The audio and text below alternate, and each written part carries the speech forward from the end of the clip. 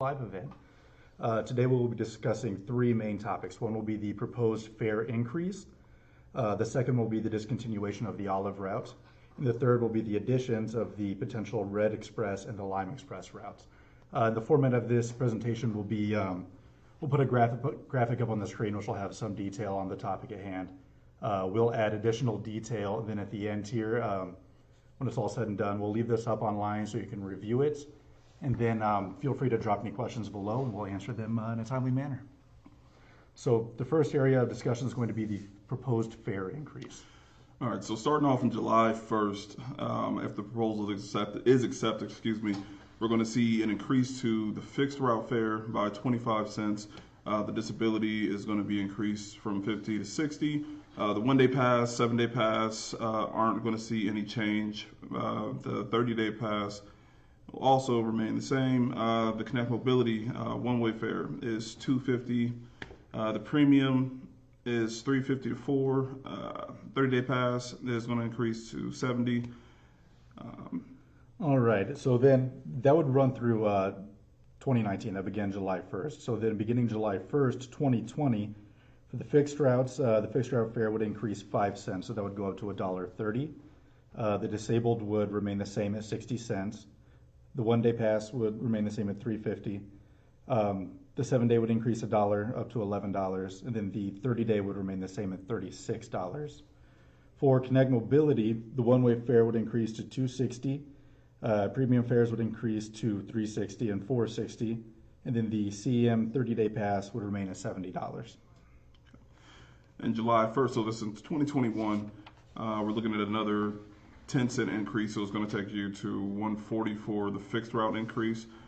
Disability jumps another 10 cents to 70 cents. The one-day pass stays the same at $3.50. 7-day pass stays the same at $11. And the 30-day pass has a $2 increase to $38. The Connect Mobility one-way fare does have a 30-cent increase. It's going to be $2.90. The premium is $3.90 to $3.90 to $4.90. So you're seeing another 30-cent increase there. And the 30-day pass in 2021 is also going to be increased to $73. Okay, so then on July 1st, 2022, for the fixed route, we would see the fare increase 10 cents to $1.50. The disabled would be at 75 cents. The one day would be at $4. The 7-day pass would increase $1 up to $12, and the 30-day at $40. For Connect Mobility, the one-way fare would increase to $3, premium to $4 and $5. The CM 30-day pass would also increase to $75.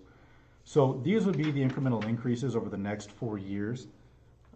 If we want to talk about why this is, so why is Connect Transit proposing a fare increase? Well, Connect Transit needs to increase revenue as expenses increase to continue providing transit service. Over the past few years, Connect Transit has increased frequency on most routes to 15 or 30 minutes.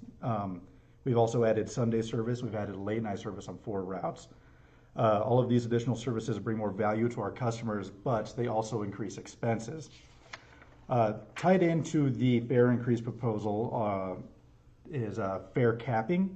So this is something the agency is looking at. We don't yet have any specifics on it, but what this would mean is, so say you're a rider and say you end up taking 30 trips. Okay, so you've paid, or not 30 trips, but you've paid the amount of a 30-day pass. What that would allow you to do is continue riding for free as if you had purchased a 30-day pass for the remainder of that time period. This is still something we're looking into. It's not a guarantee, but we really hope to have it added in here pretty quickly. So yeah, any questions regarding this, feel free to comment after the video and we'll be sure to answer any questions. All right, so moving on to the next segment, that's going to be the proposed discontinuation of the Olive route. So if we put an image up here on screen of the Olive, so these red circles here indicate high ridership areas, okay? So main points of concern are the Orlando Northbrook apartments over there on the west end of town. On the east end, you see the OSF hospital area, and then just below that in the southwest corner, you see the, that would be Walmart. So from Orlando, you can also see the yellow route running north and south there on Main Street by that area. So the industry standard for the distance between stops is roughly 1/4 of a mile or 0.25 of a mile. The distance from the Orlando stop to approximately to the Alumni Center is approximately 0.28 miles, so near the industry standard. Something to keep in mind too is that this stop is on the yellow route, which also has a 15-minute peak frequency as opposed to the Olive's 1 hour. Walmart would still be serviced by the purple, red, and should the red express route be added, by that also. Another targeted area is Goodwill. This is also 0.14 miles from the red route, so people will still have access to it. And then OSF would still have coverage should the red express be added. It would be covered by the red express, so we wouldn't lose any coverage up there. Some points of interest would be Beach Street. Beach Street would lose service, however, ridership on Beach Street averages 2 boardings and 2 alightings between the 3 stops on that street. Also, the pink is 0.25 miles away on Linden from Beach and also has a 30-minute service compared to the 60 minutes of the Olive. For the Arc, the red is 0.25 miles away from the Arc, also has a 30-minute service compared to the 60 minutes on the Olive. And then Fort Jesse would be the last street we would look at. We see similar ridership data on Fort Jesse as we do on Beach Street, with the total average weekday riderships for the last 6 months being approximately 6 boardings and 4 alightings between the 8 stops. So any questions pertaining to this, as we said before, feel free to drop it down in the comments section. We'll get back to you as soon as possible, clear up any questions you might have. For the next portion here, we're going to talk about the possible addition of the Red Express. So this is a map of what this could potentially look like. So why would it service here?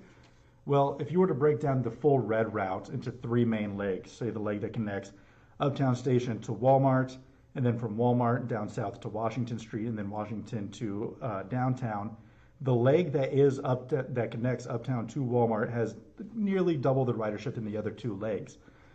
So this would add frequency for those riders. It's quite popular. This would, service Walmart. It's a very busy stop of ours. And this would also provide coverage that would be lost from the Olive to OSF up there in the northeast part of town. For the Lime Express, we'll throw up a map here in just a moment. And the same with the red.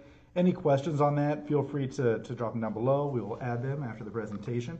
For the Lime Express, similar scenario. So if you break down the Lime's 3 legs into 3 separate legs, the portion that connects downtown Bloomington with Walmart in Bloomington has nearly double the ridership than the other 2 legs. So this would just add frequency here. A lot of ridership here. We're hoping to kind of build the corridors up in the north and southeast, or the north and south ends of our town. Something I forgot to mention about the red and the lime. So these would just run on the peak service. So for the Red Express, you're talking about from 7 a.m. to 11 a.m. And then from 3 p.m. to 5 p.m. Oh, I'm sorry, to 6 p.m. For the Lime Express, it would be just 9 a.m. to 10:30, and then from 1:30 to 5:30 p.m. These are really, as I mentioned, just to kind of build the corridors. These are 2 wildly popular portions of these routes. We think the added frequency would be really beneficial to riders.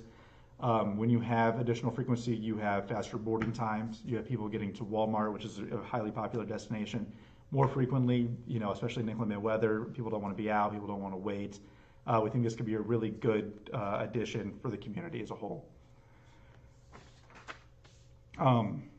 And essentially, that kind of concludes all of these topics. I know we kind of blew through them there. Feel free, like I said multiple times throughout the presentation, feel free to send any questions our way. One of us on staff will get a hold of you and try to clear up any concerns you might have. And thank you for joining us.